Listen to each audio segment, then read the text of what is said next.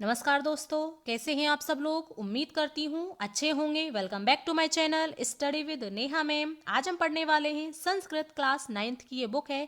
इसका chapter number 10 जटायो शौर्यम। आज हम इसके क्वेश्चन आंसर पढ़ेंगे बहुत ही सरल और बहुत ही आसान तरीके से। क्वेश्चन आंसरों को शुरू करने से पहले उम्मीद करती हूँ आपने इस चैप्टर का हिंदी अनुवाद अच्छे से किया होगा।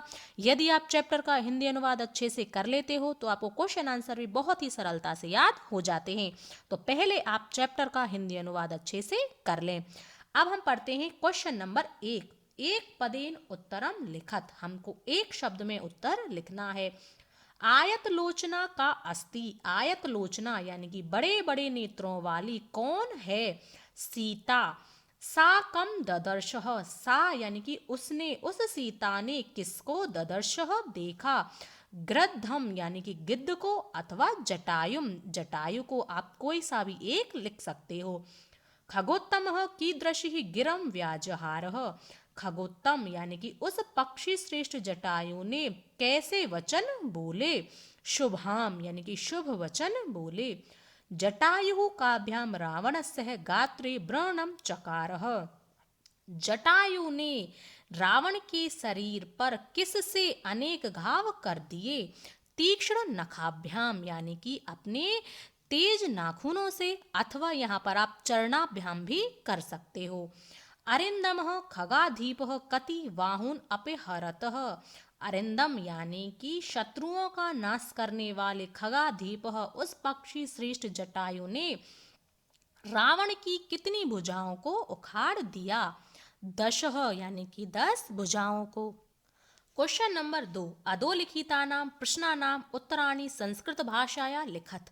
हमको इन प्रश्नों के उत्तर संस्कृत भाषा में और पूर्ण वाक्य में देने हैं। क्वेश्चन नंबर क। जटायो पश्यः इति का वदति। हे जटायु देखो, ऐसा किसने कहा? जटायो पश्यः इति सीता वदति। हे जटायु देखो, ऐसा सीता ने कहा। जटायु रावणम किम कथयति। जटायु ने रावण से क्या कहा? जटायु रावणम कथयति। जटायु ने रावण से कहा, हे रावण, परदाराभिमर्शनातः नीचा मति निवर्तः।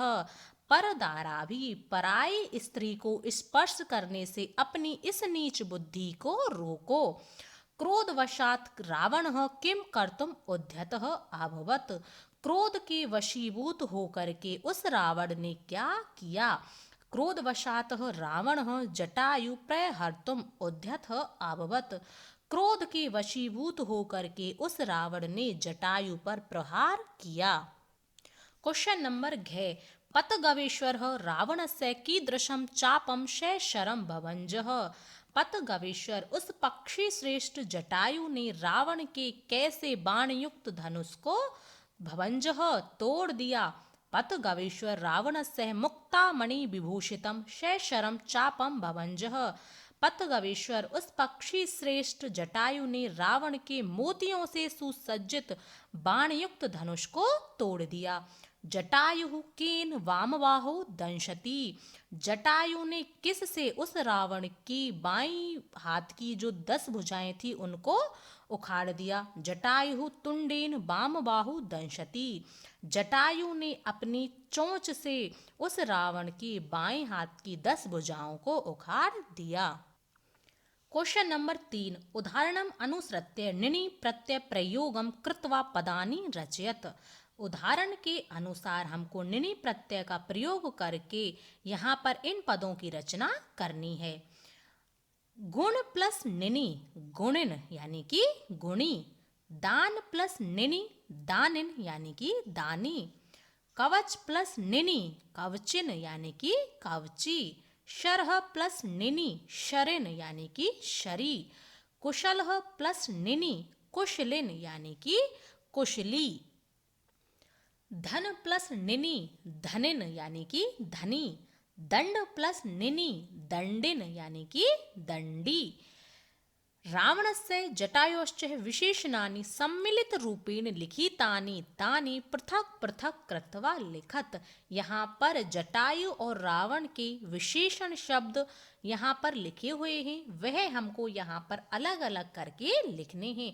सबसे पहले आपको ये पता होना चाहिए कि विशेषण किसे कहते हैं। जो शब्द संज्ञा और सर्वनाम की विशेषता बताते हैं उनको हम विशेषण कहते हैं। यहाँ पर ये शब्द जटायु और रावण की विशेषता बता रहे हैं, इसीलिए ये शब्द विशेषण शब्द हैं।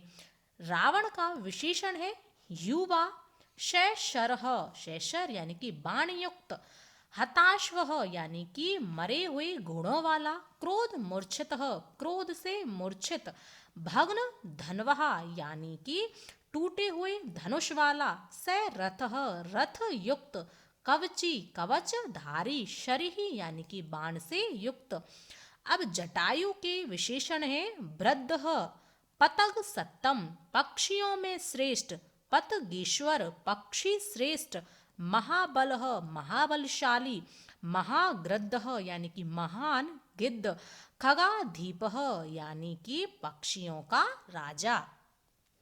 क्वेश्चन नंबर 4, कै स्तंभे लिखितानां पदानां पर्याया कै स्तंभे लिखिता तान यथा समक्षम योजयत।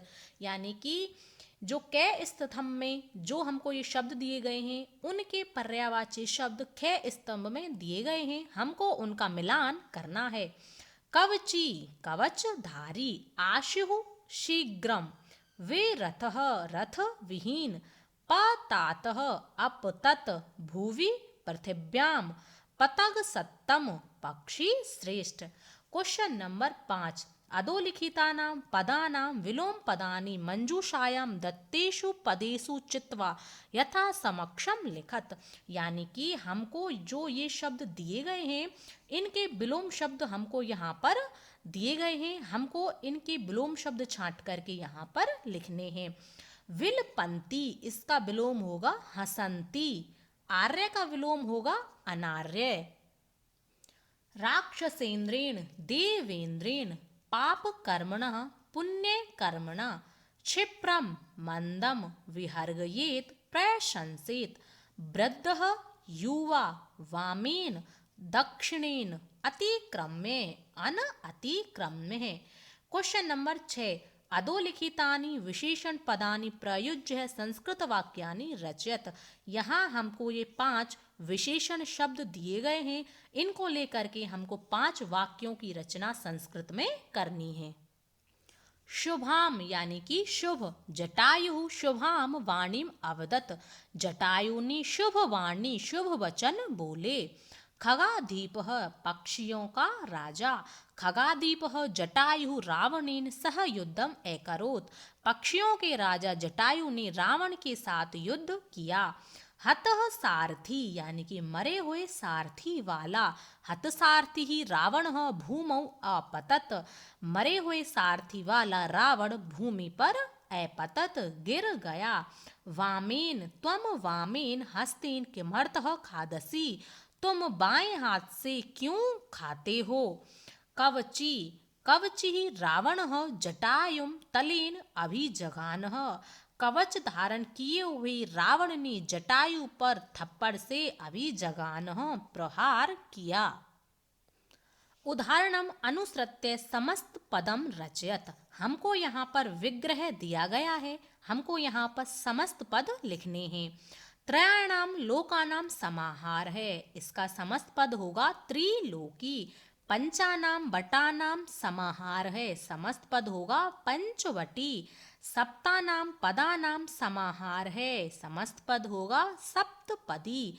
अष्टानाम भुजानाम समाहार है, अष्टभुजी।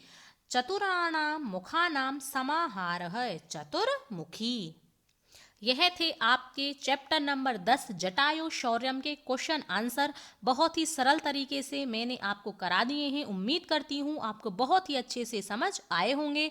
एक बार 2 बार इसका रिवीजन कर लेना और 1-2 बार इन क्वेश्चन आंसर को आप कॉपी में लिख करके रिवीजन कर लेना, आपको बहुत ही सरल तरीके से ये याद हो जाएंगे।